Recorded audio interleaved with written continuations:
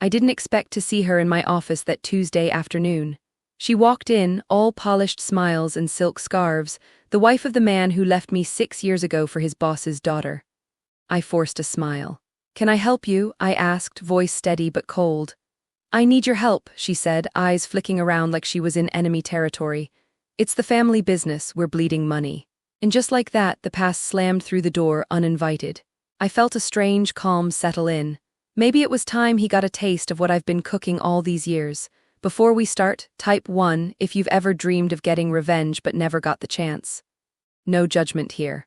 And hit that subscribe button. We don't let betrayal slide around here, not even from people who don't subscribe. Let's continue. My name is Elise Harper, and at 34 I'm the kind of woman who's learned to keep her cards close. Because when you've been burned the way I have, trust becomes a commodity, traded carefully, never given freely. After he left, I rebuilt myself one cautious step at a time. Now, I run a modest but solid financial consulting firm downtown, the kind of place where people come when their problems are ugly and complicated. Numbers don't lie. People do. When I saw her that day, the sleek, glossy version of the woman who'd replaced me, I recognized more than just desperation behind her polished smile. It was the same panic I'd glimpsed years ago in his eyes, the man who walked out on everything we built. But back then, I didn't notice it so clearly. I was too busy drowning in disbelief. The 6 years before her visit were a kind of slow unraveling for me. It started with the little things, his phone going silent when I entered the room, his eyes flicking away when I asked about late nights at the office. The subtle tightening of his jaw whenever I mentioned my plans for the weekend. The vague excuses about overtime that didn't quite add up. I remember one evening, just weeks before the end, I found an unopened letter tucked into his coat pocket. The letterhead was familiar, a prestigious law firm downtown, the one his boss's daughter's father owned. I slid it back silently, not ready to confront him then, not yet. I should have known. When he finally left, it wasn't with the tears or rage I'd expected. Instead, I told him I wished him happiness. The hollow words tasted like ash. I packed the last of my things the next morning and changed the locks. Since then, I've kept my world small and predictable, guarded fiercely. My best friend Mara is the only one who knows the real story, and she's the one who suggested I open the consulting firm. "You're brilliant with numbers and sharp as hell, Elise. Don't waste that pain," she said, throwing a bottle of wine onto my kitchen table one rainy night. We toasted quietly to new beginnings. When the woman came to my door 7 years later, it was Mara who sat beside me afterward, her eyes narrowed. "Don't let her pull you back into their mess." But I was already 2 moves ahead. I watched from the edges, careful. I kept tabs on their company through quiet channels, industry news, annual reports, public filings. No direct confrontation yet, just the facts. At my firm, we had a new client last year who was the CFO of their rival company. Over long lunches and late nights reviewing financial statements, he let slip about the cracks in their family business, overextension, risky investments, and a shaky cash flow that their shiny image hid well. I didn't say much. I smiled, took notes, and let the pieces fall where they might. When she arrived with that desperate request, I wasn't surprised. They always come back when the money starts to dry up. But instead of pity, I felt something colder, control. I invited her in, offered her a seat, and poured her water. "Let's talk numbers," I said, her eyes flickered. "I don't know if we can fix this." I leaned forward, "There's always a way. You just need to find it before it finds you." Mara called the next day. "You're playing a dangerous game." I smiled to myself, standing by my window, watching the city hum below. Dangerous, maybe. But this time, I hold the cards.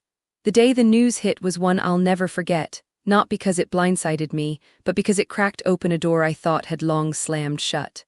I was sitting in the back office of my small but noisy marketing agency, tapping through emails and trying to ignore the hum of the city outside, when my assistant, Jordan, knocked and slid a printout across the desk without a word. I glanced down. The headline hit me like a punch. Ryland & Co. files for bankruptcy, family business in crisis. Ryland & Co. was the empire built by Victor, my ex-boyfriend of 6 years, and now run by his new wife, the boss's daughter. My stomach tightened as I read further. Mismanagement, debt, investor panic. The sort of mess I'd always feared but hoped never to see firsthand. Jordan, barely out of college and full of bright-eyed enthusiasm, looked at me with hesitant curiosity. "Should we do something, like offer to help?" I gave him a slow, cold smile. Patience, Jordan, watch and wait. That evening, I called my longtime friend Lee, who managed an investment firm downtown. Lee was blunt, sharp, and never sugar-coated the truth. "Ryland's bleeding badly," she said over a crackling phone line. "Their cash reserves are almost wiped and their creditors are circling like vultures. If they don't get a miracle soon, the whole thing collapses." I let the silence hang. Sounds familiar. Lee laughed, a low, knowing sound. "You always did have a knack for seeing the end before anyone else." I hung up and stared at the city lights outside my apartment window, the cool glass a barrier between me and a world that had tried to drown me before. I didn't cry, didn't rage, I just felt something else, an icy clarity settling in. The next morning the doorbell rang before I was fully awake. Groggy, I opened the door to find a woman with desperate eyes standing there, no longer the polished trophy wife I imagined, but worn and fragile. Her name was Olivia, and she introduced herself as the CEO's wife. "I'm sorry to bother you," she said, voice trembling, "but I need your help." I studied her, noting the tremor in her hands, the way her eyes darted to the stairs behind me as if expecting someone to burst in. The old instincts clicked on like switches. This was no casual visit. This was a plea and a trap. "Come in," I said softly. Olivia stepped inside, clutching a folder like it was a lifeline. We sat at my cluttered kitchen table where last night's takeout containers still lingered. I poured us both water, watched her hesitate before taking a sip. "I'm told you're the best at turning things around," she said, swallowing hard. "The family business, my husband's family, it's falling apart. The board wants me to fix it, but I don't know where to start." I nodded, leaning back in my chair, folding my arms. "Tell me everything." She hesitated, then spilled details of bad investments, internal betrayals, and mounting pressure from creditors. I listened carefully, eyes narrowing. "Why come to me?" I asked. Her gaze flickered down. "Because I heard you helped a company in a similar situation, and because Victor speaks highly of you." A slow smile spread across my lips. "Victor." She nodded, biting her lip. "Yes. He said you were the only one who could help." For a moment, the air was thick with something neither of us wanted to name. Betrayal, regret, unspoken truths. I felt the walls closing in not on me, but on the fragile world Olivia was desperately trying to save. "I'll help," I said, voice steady, "but on my terms." Her relief was palpable, but beneath it I sensed unease.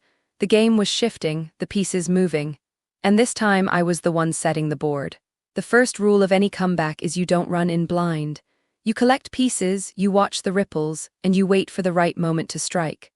For me, that moment started the day Olivia showed up with that battered folder clasped in her trembling hands.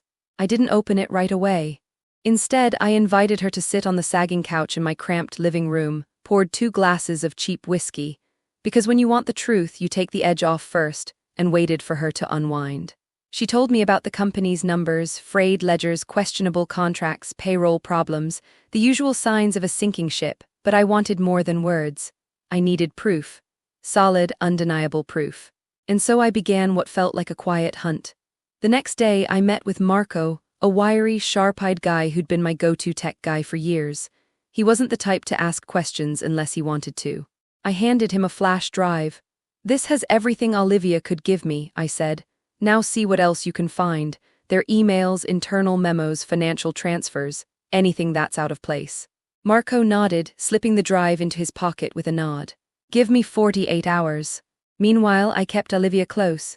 She was a useful source, sometimes too useful. I watched the way she twitched at every phone call, the way she checked the locks twice before going to the bathroom. Something told me she was running scared, and not just from the creditors.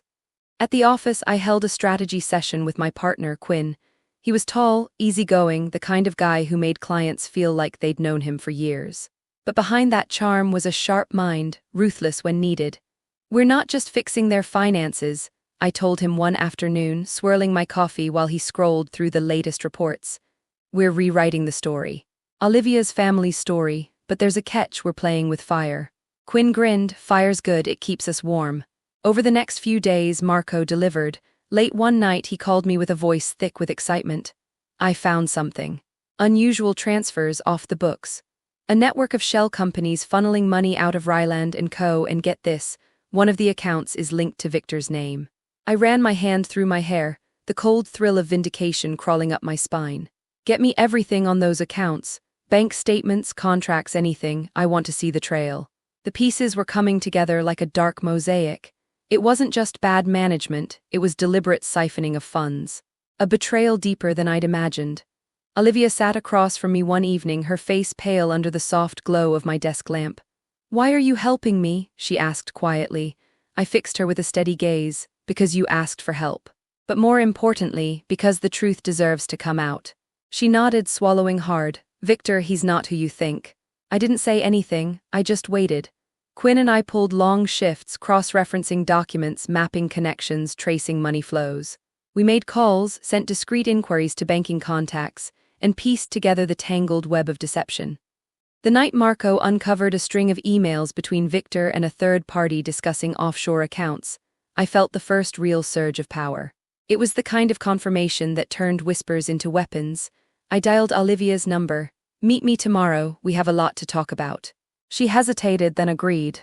As I hung up, I realized this was no longer just about a failing family business. It was about exposure, retribution, and reclaiming control over a narrative that had been hijacked years ago. For the first time in a long time, I smiled without effort. The game was on. The moment came sooner than I expected. Like all good storms, it built quietly until there was no ignoring the thunder. I knew Victor's name would surface eventually.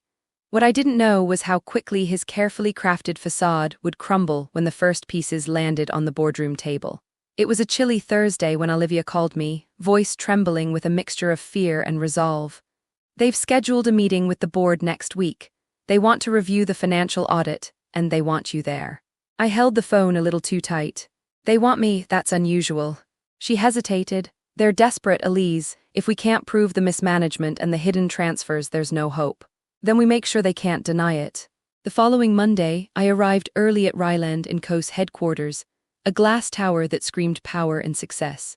The lobby was pristine, the kind of cold place where smiles were calculated and words weighed more than gold. I was greeted by Julian, the company's CFO, lean, nervous, eyes darting like a cornered fox. "Miss Harper," he said, voice clipped but polite, "glad you could make it." I shook his hand firmly. "Let's get to work." Inside the boardroom, Olivia sat beside me, pale but steady. The directors filtered in, men and women in tailored suits, faces carved with skepticism and thinly veiled suspicion. Victor was absent. I wasn't surprised. He knew better than to show up where his name was poison. Julian began with a dry presentation of the company's shaky balance sheets. Numbers blurred over projections and losses, but I noticed eyes glaze over when it got technical. That's when I spoke.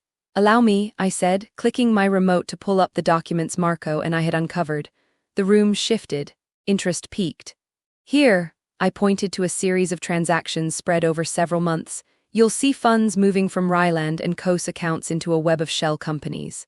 These are not standard business expenses or investments, they're diversions." The murmurs grew. Olivia's eyes flicked between the faces, hope flickering. One of the directors, a sharp-faced woman named Harper, odd coincidence, leaned forward. "And who authorized these transfers?" I smiled thinly. "That's where things get interesting. These accounts trace back to Mr. Victor Ryland, the former CEO and husband to Miss Olivia Ryland." A gasp slipped from somewhere in the room. Julian cleared his throat, avoiding my gaze. I pulled up more evidence, emails between Victor and his accomplices discussing the offshore accounts, invoices that never matched goods delivered, contracts awarded to companies he secretly controlled. The room darkened with tension. It wasn't just financial malpractice, it was betrayal of the highest order. Olivia's voice, once shaky, found strength. "Victor left me to run this company. I was blindsided. I trusted him, and now it's clear he was using the company for his own gain." I watched as the board digested the information. The men who had once nodded at Victor's decisions now scowled. The women exchanged looks, some wary, some determined. Then came a sharp voice from the back. "And what of Miss Harper's involvement? Why were you working with Ryland & Co.?" Behind closed doors. I turned to face Mr. Dane, the board chairman, a man with a reputation for ruthless pragmatism. "Because I was hired to find the truth," I said evenly. "Not to protect reputations, but to restore this company." He eyed me, then nodded curtly. "You've made your point." The meeting ended with a call for an independent audit and a temporary suspension of Victor's control over any company assets. Olivia's shoulders relaxed, and I allowed myself a small victory smile. Outside, as Olivia thanked me, a man's shadow loomed across the hallway. Victor appeared, eyes burning with rage that didn't reach his polished exterior. He stopped in front of me, voice low but venomous. "You think this ends here?" I met his glare without flinching. "No, Victor," I said softly, "this is just the beginning." He turned on his heel and stalked away, leaving a trail of cold air behind him. Lee, who'd arrived just in time to witness the confrontation, grabbed my arm. "You handled that like a pro, but be ready, he's not going down without a fight." I nodded.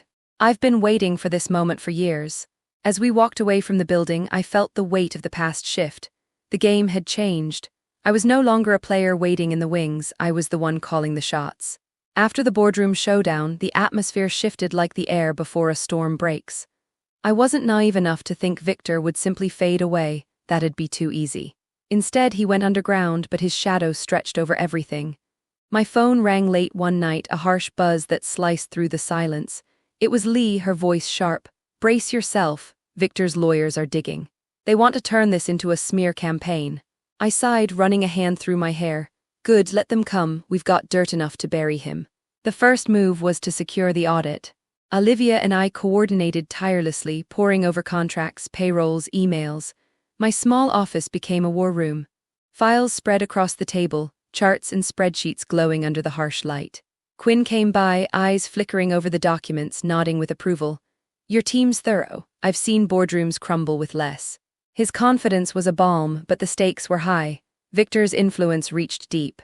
His allies lurked in quiet corners, waiting to strike. One morning, as I was reviewing a set of internal emails, Jordan burst into my office, clutching his phone. "Elise, you need to see this." On the screen flashed a headline from an industry newsletter. Ryland & Co. board split over control dispute. The piece detailed how Victor's camp was pushing back, trying to regain influence through proxy votes. I clenched my jaw. It's a chess game now, every move counts. That afternoon, Olivia arrived, face pale but resolute. "They're threatening to fire me," she confessed, biting her lip, saying I'm the problem. I looked at her steadily. "Then we make sure they can't get away with it." We devised a plan to bolster Olivia's position, gathering testimonials from employees who'd seen the damage Victor caused, securing backing from key shareholders uneasy with the chaos. Olivia's once fragile demeanor hardened. She became a lioness protecting her territory. Meanwhile, Marco was relentless. His screens displayed encrypted files, financial data, and hidden transfers. One evening, he called me, voice low with excitement. "Found something new, a series of offshore accounts linked to Victor's personal shell companies. The amounts are staggering." I leaned back in my chair, letting the weight of that sink in. "Perfect. We'll present this at the next meeting." As the days passed, small victories began to show. The board announced a freeze on several suspicious accounts. Investors started whispering about the company's turnaround prospects. Olivia's confidence grew visibly, her once wavering steps now steady as she walked through the corridors of power. The office felt electric. My team worked late, the hum of computers and clatter of keyboards like a pulse beating in the night. Jordan, usually quiet and reserved, approached me one evening with a stack of papers. "I've compiled a timeline of all Victor's transactions, the shell companies, suspicious contracts, off-the-books payments. It's all here." I took the papers, fingers brushing over the data like a weapon. "Good work, this will hit them where it hurts." One evening, Quinn joined me for dinner at a quiet little bistro. Between bites, he grinned. "You're turning this into a masterclass in comeback." I smirked, revenge tastes better when it's smart. Our conversations were interrupted by the buzz of my phone, a message from Lee. "Media's sniffing around. Prepare for exposure." I replied with a simple, "Bring it on." The pressure mounted, but I could feel the tide turning. My own team rallied behind me, energized by the challenge. Olivia, once uncertain and fearful, now walked taller, eyes sharper. One late night, as I left the office, Olivia caught up with me. "I never thought I'd say this, but thank you for believing in me." I smiled, feeling the weight of those words. "You're stronger than you know, don't forget that." The night before the big presentation, I stood by my window, city lights sprawling below like a web of possibilities. The past was no longer a chain around my neck, it was fuel in my veins. Tomorrow, I'd not only confront Victor's legacy, I'd redefine it. The fallout was swift and unforgiving, like a sudden winter storm that sweeps the landscape bare and silent. By the time I stepped into the boardroom again, the air was thick with tension, and for once it wasn't mine alone carrying the weight. Olivia sat beside me, her shoulders squared and her gaze sharp. The months of fighting, scrambling, proving had worn her down but hadn't broken her. She looked more like the woman I'd met months ago on my creaky couch with that trembling folder, but stronger, tempered by fire. Julian, the CFO, was there too, his expression strained but resigned. The usual suits filtered in, a mixture of reluctant allies and wary adversaries. Victor's absence was a quiet presence, like a poison dissolved beneath the surface, still lethal but invisible. The chairman, Dane, started the meeting without ceremony. The recent audit results and investigations have brought us to a crossroads. The evidence against Mr. Ryland is substantial. Murmurs spread, some tentative, others relieved. I held Olivia's hand briefly, just enough to remind her she wasn't alone. Dane's eyes landed on me. "Miss Harper, your findings have been instrumental. What do you recommend moving forward?" I straightened, flipping open my folder. First, Victor Ryland must be removed from all decision-making roles immediately. Second, the suspicious financial channels need to be permanently closed and reviewed under an independent committee. Finally, a strategic plan to stabilize operations and regain investor confidence must be implemented, starting with transparency. A few heads nodded, others exchanged glances as if weighing the storm ahead. Then came the sharp retort from Victor's loyalist, Douglas, his voice low and clipped. "This is a witch hunt led by outsiders who don't understand the company culture. We risk destabilizing everything." I leaned forward, eyes cold. "What we risk, Douglas, is allowing corruption and betrayal to continue under the guise of culture." The room went quiet, the fragile illusion of unity shattered. Outside the boardroom, whispers swirled like wind through dry leaves. Investors pulled out or demanded explanations. Victor's name became a liability, his empire crumbling like a sandcastle at high tide. Olivia met me one evening in my office, the weight of the battle pressing visibly on her. "They're suing Victor for embezzlement and fraud," she said, her voice steady but tired. "He's trying to claw back control through legal means." I nodded, we expected nothing less. But with the evidence we've gathered, it won't hold. At the same time, my consulting firm began to rise in profile. The quiet battles, the late nights with Marco and Quinn, the countless phone calls, all culminated in new clients who saw me not just as a consultant, but as a strategist who could navigate chaos. One morning, Mara, my oldest friend and fiercest supporter, called me. "You're everywhere now, Elise, articles, podcasts. People want to know how you turned Ryland and Co. around." I smiled, feeling the subtle but satisfying shift. From the ashes of betrayal, I was building something real, something mine. Legal battles dragged on. Victor fought hard, but the mountain of proof was immovable. As the court dates approached, I was called to testify, my calm confidence unsettling his allies. In private moments, Olivia and I shared triumphs and fears over coffee in my cramped kitchen. She joked about how life had flipped in ways neither of us expected, and I found myself laughing more than I had in years.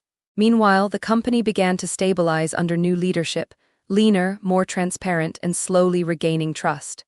Employees who had feared for their futures started speaking up, empowered by the change. One afternoon, Quinn joined me for a rare break. "You took down a giant," he said, eyes bright with admiration, "and built a legacy in the process." I looked out the window, watching the city pulse with life. Sometimes the hardest battles teach us what we're really made of. As the dust settled, relationships realigned. The people who doubted me disappeared quietly, replaced by new allies who valued strength and integrity. In that quiet victory, I understood the true cost and the true power of resilience. The morning air felt sharper than usual as I stepped out onto the balcony of my new apartment, an upgrade from the cramped space I'd called home during the worst of it. Below, the city stirred with its usual chaos, indifferent yet strangely comforting. I let the cool wind brush against my skin like it was cleansing the remnants of a long and dirty fight. Behind me, the door clicked open. Olivia's voice cut through the quiet. "Elise, you're up early, I brought coffee." I turned to find her standing there, the familiar wary strength now fully forged. She smiled, a real smile, not the tight one from those early days when uncertainty clung to her like a second skin. "Thanks," I said, taking the steaming cup. "Sit, tell me about the meeting today." She settled into the chair, posture relaxed. "Investors are on board. The board's restructuring plan is gaining traction. We're finally turning the corner." I nodded, pleased but not surprised. "You deserve this." Olivia's eyes flicked over the skyline, thoughtful. "And you, what's next for Elise Harper?" The woman who took down a corporate titan and built a consulting empire from ashes. I laughed, a dry, humorless sound that surprised even me. Funny you ask, I've been thinking about that a lot. There's a project I want to start. Helping women like us, women who have been burned but still have fire left inside. To rebuild, to take control, to find strength in their stories. She raised an eyebrow. Sounds like you've come full circle. I poured more coffee, savoring the ritual. Maybe it's just the start of something new. The last few years had reshaped me, not just professionally but deeply in ways I hadn't expected. I was no longer the woman who smiled through betrayal, who wished happiness to the man who left without looking back. I was someone who'd learned to wield pain like a weapon, to build a fortress from scars. I glanced at my phone. Messages from Quinn, Marco, Jordan, the team that had fought beside me, late nights and early mornings every step of the way. They weren't just colleagues, they were my new family. A soft chime announced an incoming call. Mara's name flashed on the screen. I answered. Elise, I just read the feature in Finance today, you're a star. I shook my head with a smile. I'm just getting started. Promise me one thing, Mara said, her voice warm. Keep fighting your way, the world needs more of that. I will, I promised. After I hung up, I walked over to the window again, eyes scanning the horizon. The city never stopped moving, never stopped changing. Neither would I. A knock at the door pulled me back. Olivia appeared, holding a folder. I thought you might want to see this. She handed it over. Inside were letters from women seeking help, letters filled with pain, hope, determination. They wanted guidance, a lifeline, someone who understood the fight. I looked up at Olivia. We're going to need a bigger office. She laughed, the sound light and genuine. Then let's get to work. As the sun climbed higher, spilling golden light into the room, I felt a calm certainty settle inside me. The past was no longer a shadow but a foundation, a fierce reminder of what I'd survived and what I was still capable of. The future was unwritten, but for the first time, I was the one holding the pen.